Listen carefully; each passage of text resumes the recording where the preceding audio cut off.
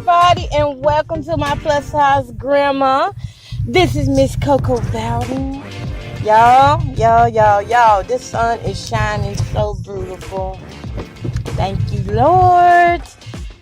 Oh my God. I am out today trying to find me a car. I'm starting wherever I can start. I really need a vehicle for this year because I really got a lot of things that I want to do that involve traveling. In order to travel, I need a vehicle. Where we're at, we don't have buses. We don't have taxis here in this small town of Candor. So I need to find something cheap too, but reliable.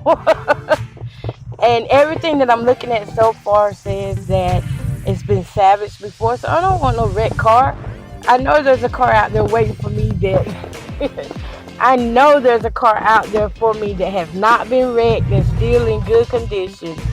I tell you, I got to have something. My Expedition that I poured so much money into, as soon as I paid it off, let me down.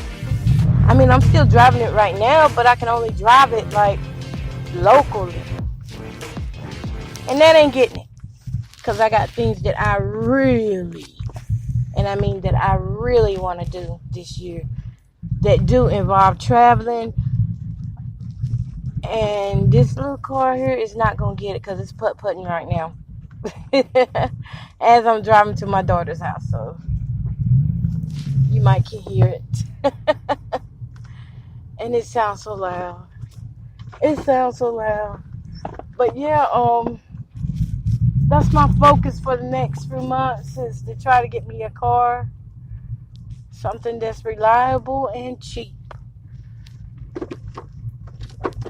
I don't want to go back on the payments, so I've been saving to get something.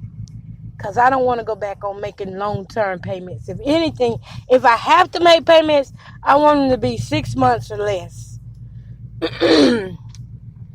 And that's just my preference because those payments that I was making in 2017 just whipped my butt. I couldn't do it. But I did it, but it just took so much from me. So this time I'm being smart about it. I'm saving my money up, taking my time, not rushing, but looking for something good, cheap and reliable. Cheap and reliable. Yeah.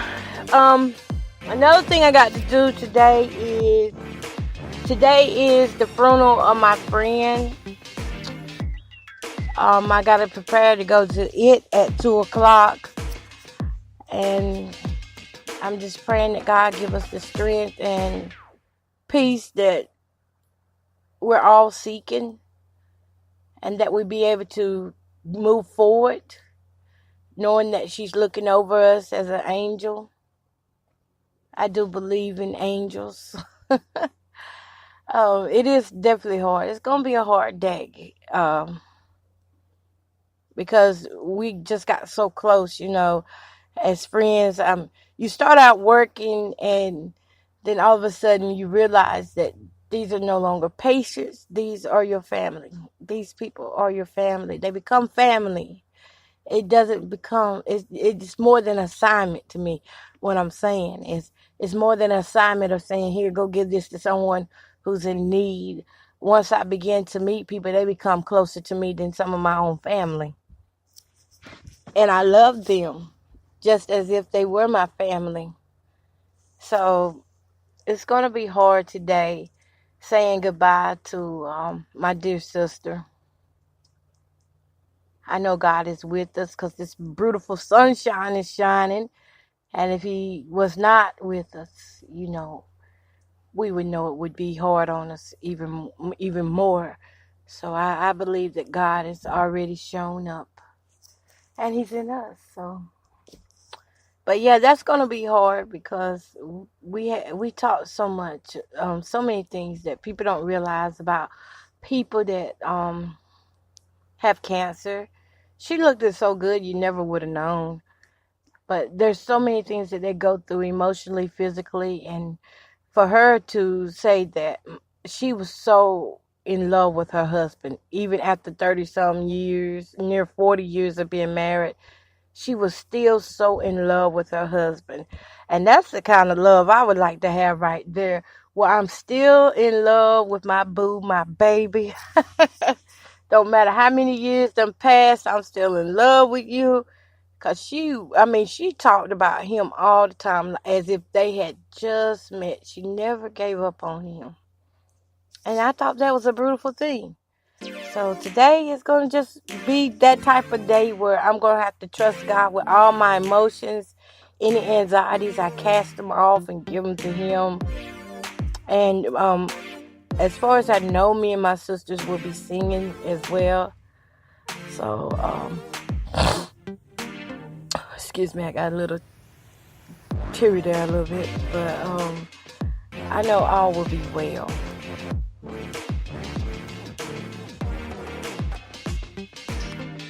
All will be well. Death is never an easy thing for anybody to get up and go to a funeral to say your last goodbye. It's never easy for anybody. But we know one day at a time. You take it one day at a time. You don't never really get over losing somebody. You don't get over it. But you learn how to get through it. And you learn how to keep living despite your loss. And you learn how to take those moments that you need to take and just cry and let it out and just, find someone who really cares that will listen. Find your comfort in God. Yup. So, whew, it's something.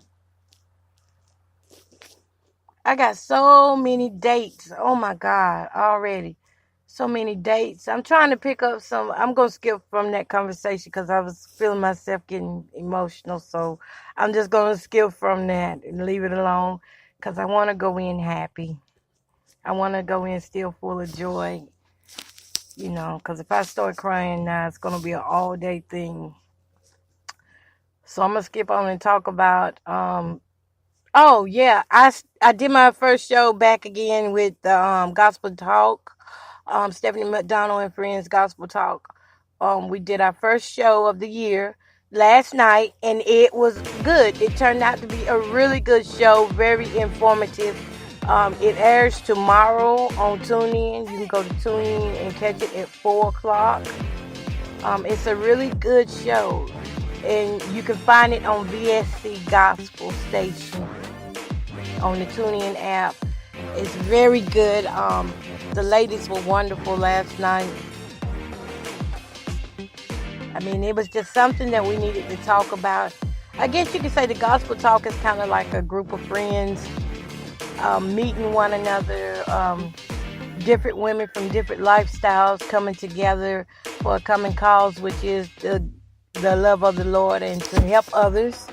And so when you hear this show, we talk about health. We talk about, last night our topic was about victory in obedience. And the help was about the winter months, why you need to get checkups during the winter months. I'm telling you, I'm not going to give you too much on it. So you got to go actually listen to it. I'm not going to give that show away. You got to go listen for yourself. All right. And yesterday, oh my God, let me tell y'all.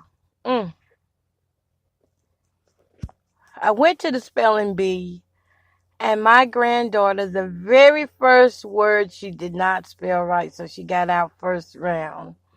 I think I made her nervous. That's what I think it was, because she was like, Grandma, if you come, I'm going to be nervous.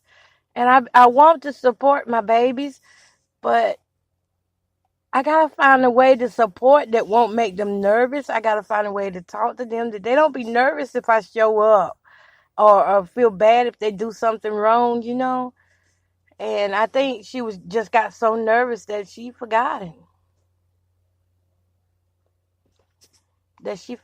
And she was out first round. I was like, what? You just walked up there. You wanted the top in your class. But next time, it just lets her know that she cannot get up there and play around, because she do play a lot too. She kind of like a grandma. We kind of goofy when it's time to get serious. We kind of goof off a little bit. But next time we're gonna win. We're gonna win next time.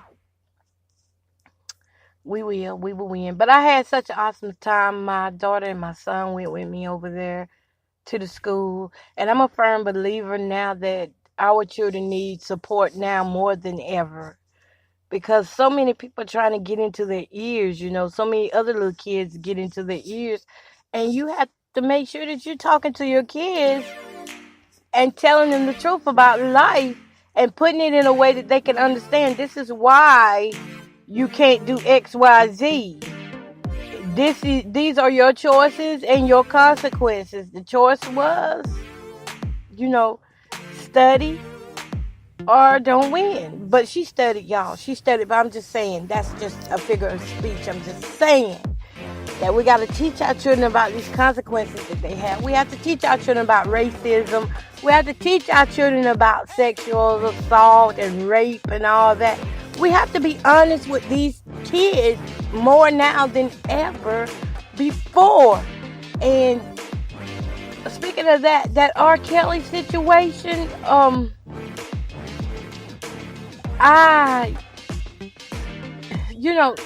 sometimes I just don't understand